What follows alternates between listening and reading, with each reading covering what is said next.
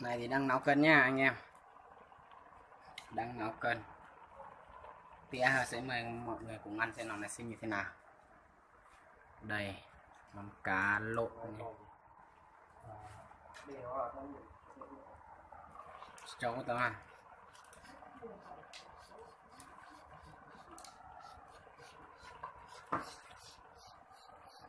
Ta tậu mong anh chị của mẹ cho nên sẽ cái nọc cá được nữa.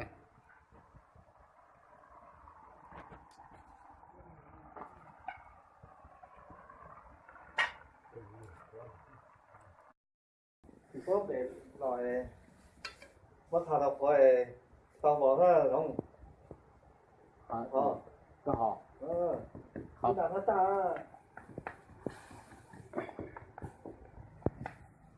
nhiều nhất nhưng mà thu về được mình thế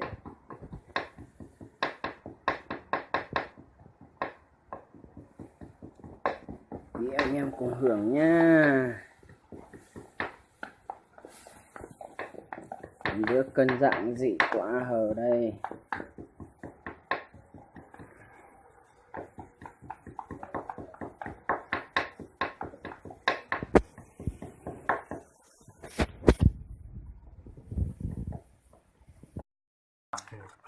Thế thì nói thế.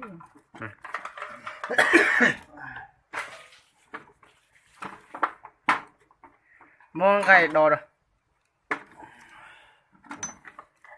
Đỏ tí thôi, xong rồi đỏ. Chả chúa y tí nào, đỏ tí.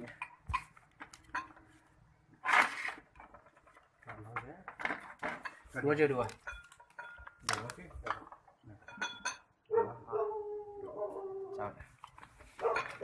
Đây, con món nó tí có là chưa trả thôi. Cháu cùi mang đây con chị cháu đi chị cháu không thảo có gì có sao không có gì hết vậy chơi dành cái on thì không nó chứ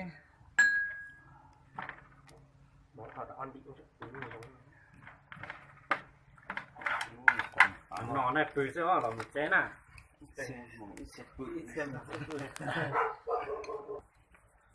giờ đi hả? Ồ, khăn đấy, đi rồi, khăn đấy. mua để trả nó đánh thôi mà. Ôi rồi, chả cho cháu nó cả nhó cả cá xuống này. Cả cái đó. Hả? Chà. Mà là ít khó đấy. Xong rồi lấy xong một khá rồi. Ê, giờ có chỉ cả hồ lò. Lấy hổ cha. Dạ chị. Cho cha.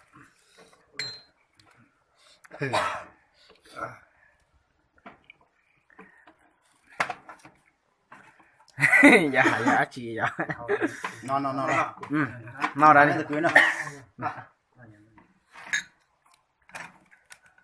Anh chào cho. Dạ nó không thấy non đây.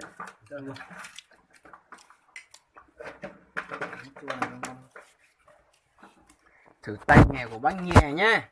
Này điểm nhá. Ăn được. Nó mà. Nó có cái gì nó. Ngon không? Con thì không biết có ăn được không nhưng bố bảo ăn được. Ăn tốt. Ăn được mà. Cho nó đấy.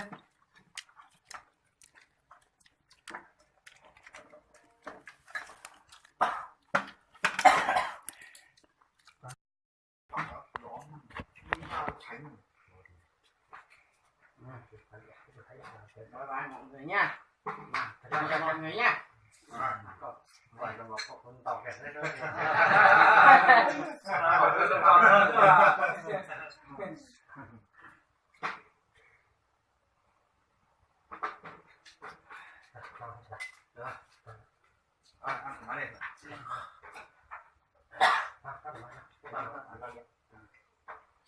Món này ngon nhỉ.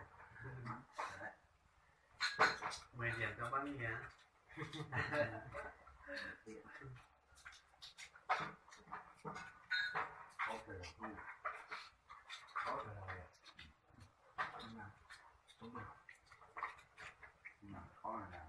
cái tua này thì đời con không tua đâu, tua này phải quá rồi. Trồng cái này dạ không phải nó ta mò mà thế không là nó cho con rồi thứ nhất mà chúa thứ hai mà cho trồng cái đầu to này làm má nhất là làm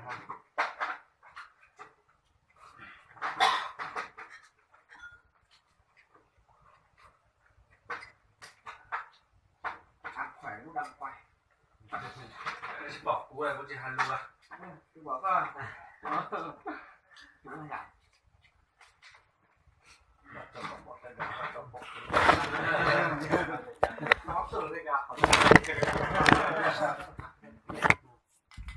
bỏ thì cái lẹ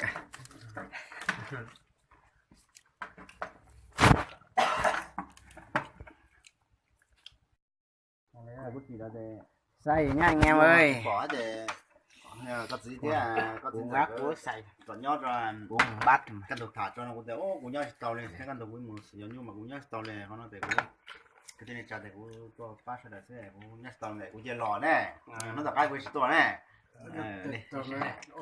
này cũng nhiều quá xay đấy. vết nói chuyện cả dạ cái nó cho thêm mùi gì đấy ọt cho đi là đây cái này nó lên từ mà nó bên này Nó dùng nó ăn trước đây ăn trước để uống sau. ăn trước thôi không biết uống sao cái này Ăn lúc còn nóng nó lạnh.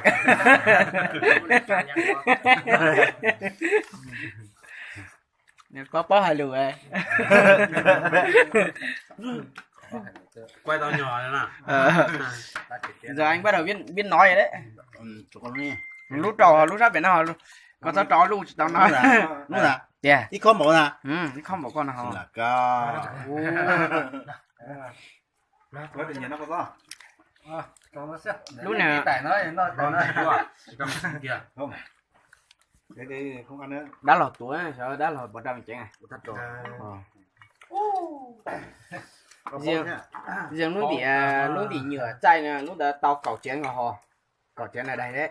đúng rồi ôi cái này bằng mà cái kia cá cái hầu xin rồi mà bây giờ nước thì tay mà đau rồi cho nó Cũng chỉ là báo chí thôi, cái cỏ thôi.